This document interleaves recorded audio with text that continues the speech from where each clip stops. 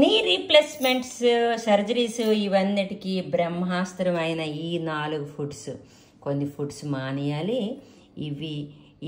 ఇది కలిపి రాసుకునే అవుద్ది. ఇంటేక్ కొంచెం మరిగించి తాగినే కూడా తప్పైతే లేదు. 400 ml వాటర్లో ఇవి 1 స్పూన్లు రాత్రి నానపెట్టి తెల్లవారి నవిలి తింటే చాలా మంచిది. ఇలా తినపోయిన వాళ్ళు తొక్క తీసేనే తినొచ్చు. చింతపిక్క కూడా తొక్కతో తినొచ్చేమో, మేబీ కొంచెం చేదుగా ఉంటుంది. లేకపోతే తొక్క తీసేనే ఇలా తినండి. ఒక్కసారి మన ఒంటి మీద గంటు పడే ముందు, సర్జరీలు చేయించుకొని ఇంజెక్షన్స్ తీసుకొని బాధలు పడే ముందు ఒక్కసారి ఆలోచించి, ఇంత చిన్న పనే ఏం చేసుకోలేమా మనం? చింతపిక్క వేపుకోవడానికి టైం లేదు, ఓపిక లేదు అని అంటాం. కానీ చికెన్ పీసులు, మటన్ పీసులు, లేకపోతే ఏవో మనకు నచ్చిన ఫుడ్లు, నాన్ వెజ్ అనే కాదు, వేపుకొని తినట్లేదా?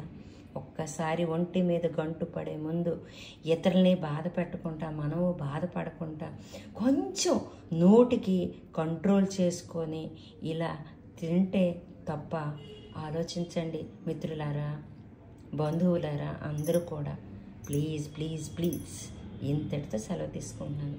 ఎందుకు ఇలా తినాలి అంది లాంగ్ వీడియోలో చెప్తాను.